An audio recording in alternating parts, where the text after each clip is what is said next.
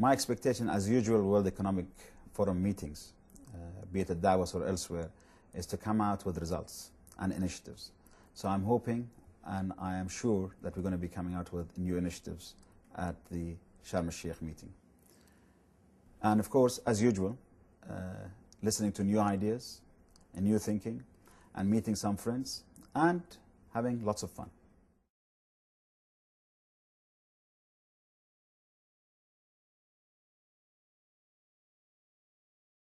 I think all of us have an aspiration in the Middle East, and I'm talking about all the 300 million people living in the Arab world.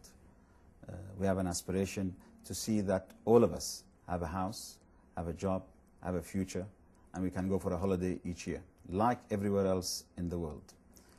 So that should not be leaving us as people, and especially the people who are attending this meeting. So to achieve that, we're going to go through changes in the world. The world is not going to be as it is today.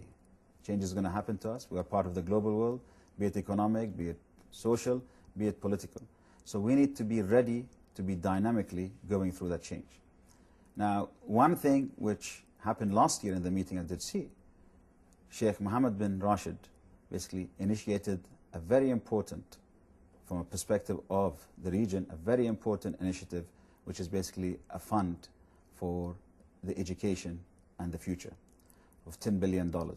I would like to see that fund and others coming through, where basically we are investing in the real capital that we have, and that's our human beings in this part of the world. So that's what I'll be looking at, and I would like to see that seeds of this thing coming through in 2008.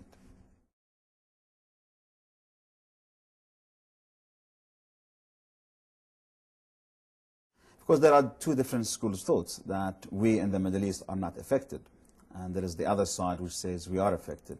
In fact, we are part of a global world. The issue of decoupling from the United States, I don't go with that. I think what's affecting the US and Europe today is going to affect us, and it's already affecting us. It's affecting us through doing projects in our part of the world. You need capital, you need funding. And funding doesn't come that easy during this time because of what's going around us in the world at large.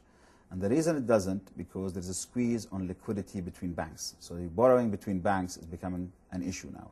So that it triggers itself into other places, and of course eventually it's going to affect us in the region developing our projects. And we are a region which is a developing project, and we are doing so many projects from Morocco to Bahrain where we need funding and we need financing.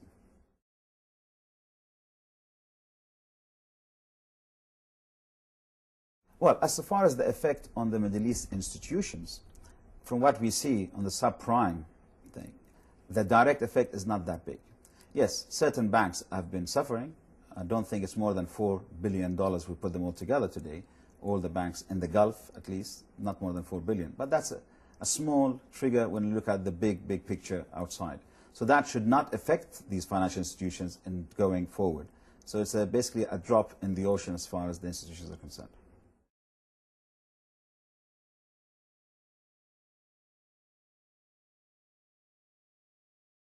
There are two things that we have to be considered with when it comes to inflation. One is the dollar, because the currencies in the Gulf, most of them are pegged to the dollar. And the other side is the real commodity increases in the world at large, because the demand on commodities, the full commodities, is increasing, especially with the emergence of China and India. And the demand from those two countries alone is pushing basically prices of commodities up big time, because there is so much demand of them and the supply is getting lower and lower. So by definition, that price is going up, coupled with the dollar effect, because we are pegged to the dollar, and the dollar is losing value. So we're getting a double effect as far as the Gulf is concerned. So the consumer actually is suffering from two things. One is the world demand on the commodities, and two, the dollar pegging by the currencies.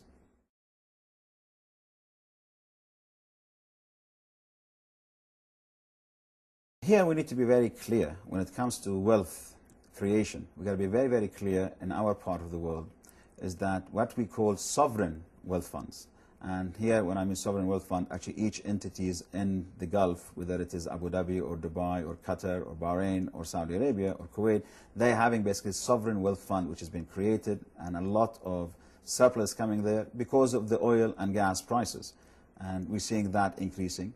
And we already see, because of the problems that we're having in the world today with the subprime issues, a lot of financial institutions in Europe and the US were basically supported through these sovereign wealth funds. Citibank and UBS are two, and Merrill Lynch are three of good examples to think about. So that's been a good influence. At the same time, there is basically diversification of these funds.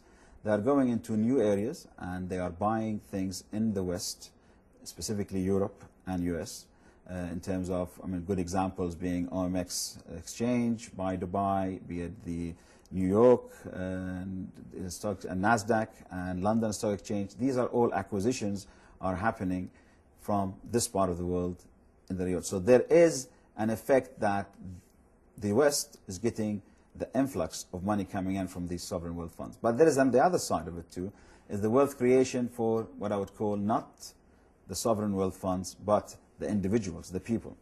A lot of that money, of course, because part of the global world, is invested, whether it's invested locally or invested internationally. So they are becoming a force in the world, as is, of course, Singapore and China and Russia.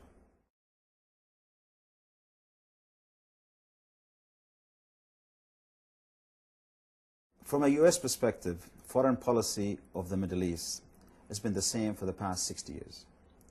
To be honest, with the change of the president, he or she will not make any change on that aspect.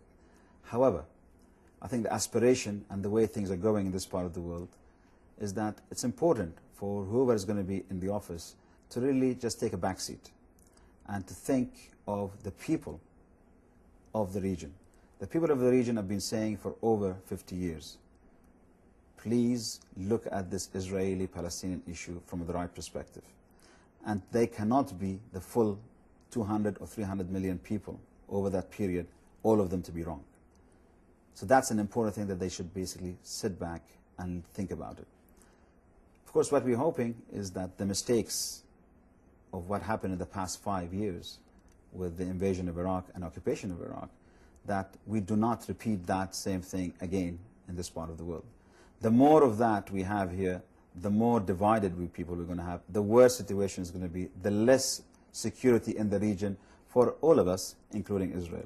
So I think a bit of sitting back and really just looking into the mirror where we've gone wrong and how we can fix it will be a great thing.